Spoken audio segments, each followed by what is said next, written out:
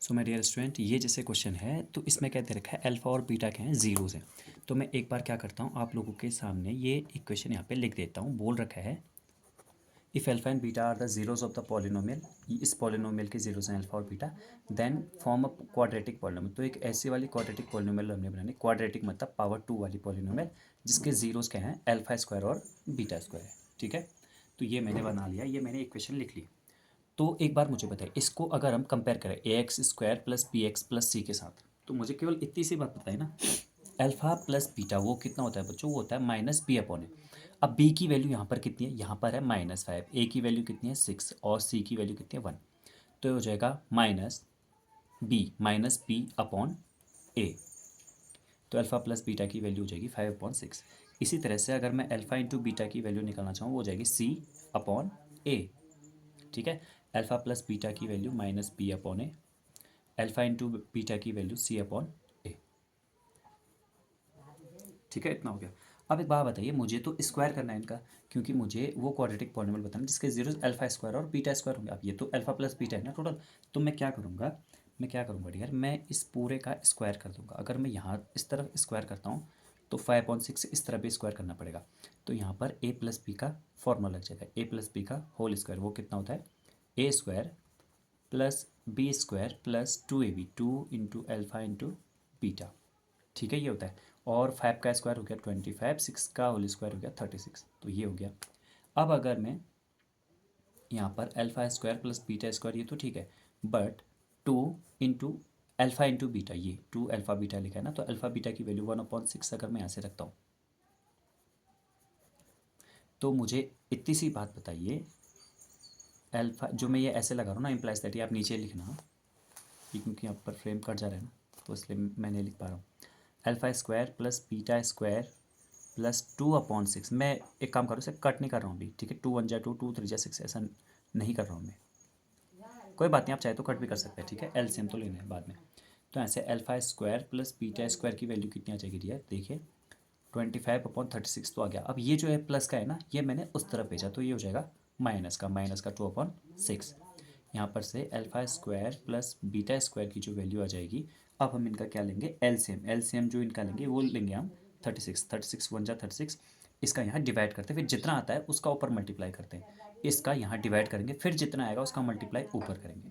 36 का डिवाइड करेंगे, 36 में तो 1 आता है, 1 का मल्टीप्लाई 25 के साथ, तो इतना हो गया। ठीक है, माइनस ये यहाँ पर ये जो साइन है, 6 का डिवाइड हम 36 में करेंगे, तो 6 6 × 36, 6 का मल्टीप्लाई 2 के साथ करेंगे, 6 2 × 12।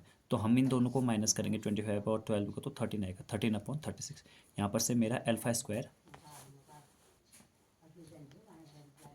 प्लस बीटा स्क्वायर की वैल्यू जो है कितनी आ गई, 13/36 आ गई। अब आपको यहाँ पर ज़रा दिख रहा होगा अल्फ़ा बीटा की वैल्यू 1/6 है। तो अगर मैं अल्फ़ा स्क्वायर बीटा स्क्वायर कर दूँ, मतलब इस पूरे का होल स्क्वायर कर दूँ, तो इस पूरे का भी होल स्क्वायर करना पड़ेगा। 1 का होल स्क्वायर तो 1 हुआ, 6 का 36 हुआ। ठीक है, अब इस तरह से मेरे पास ये दोनों वैल्यूज़ आ गई हैं। अब मैं क्या करूँगा, मुझे पता है इक्वेशन बनाने का क्या होता है, के x square minus sum of zeros into x plus product of zeros. ठीक है, यहाँ पर इतना लिख लेंगे। तो मुझे एक बात बताइए कि x square minus sum of the zeros, अब सम ऑफ द जीरोज़ ये वाला लेंगे ना, वाला तो नहीं लेंगे क्योंकि वो तो उस वाली इक्वेशन का है।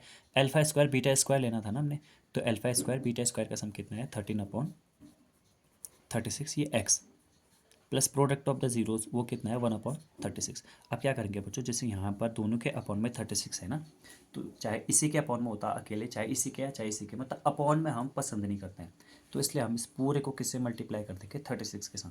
तो एक बार अगर मैं के स्क्वायर को यहाँ पर से हटा देता हूँ, तो कितना आ जाएगा मेरे पास, 36x² माइनस 13x, क्योंकि 36 नीचे भी है ना, तो नीचे जब मैं ऐसा कर रहा हूँ ना आपसे, 13/36 के साथ जब इसका मल्टीप्लाई करेंगे तो 36 से 36 कैंसिल ही हो जाएगा, बचेगा कितना, केवल 13x प्लस 1 बचेगा। ठीक है, तो ये हमारी क्या आ गई, रिक्वायर्ड पॉलिनोमियल आ गई, ये 36x² है, ठीक है, और कुछ नहीं, माइनस 13x प्लस 1, ये हमारी रिक्वायर्ड पॉलिनोमियल आ गई, जिसका जो है ज़ीरोज़ कितने आ रखे हैं, अल्फा स्क्वायर और beta square.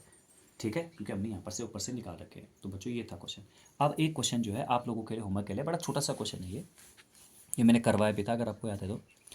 From an external point Q the length of the tangent to a circle is 12 centimetre and the distance from the Q is 30। देखिए ये ऐसा बोल रहे हैं ना, एक सर्कल है, इसका सेंटर लेट सपोज ओ है, तो एक्सटर्नल पॉइंट क्यू है, यहाँ से क्या किया है, tangent to a circle the distance Q from the centre, from the centre, centre से जो इस, अच्छा क्यू यहाँ बनाते हैं, टेंजेंट है ना क्योंकि, तो सेंटर से इसकी डिस्टेंस है वो है 13 सेंटीमीटर, और टेंजेंट की जो लेंथ है ये मान लेते हैं हम क्यू टी है, ठीक है, तो ये है 12 सेंटीमीटर है, 13 सेंटीमीटर और 12 सेंटीमीटर, तो हमें ओ टी बताना है, ओ टी मतलब हमें क्या बताना है, रेडियस ऑफ द सर्कल बताना है। ये 90 डिग्री का होगा, बस पाइथागोरस थ्योरम लगा के हो जाएगा, ठीक है।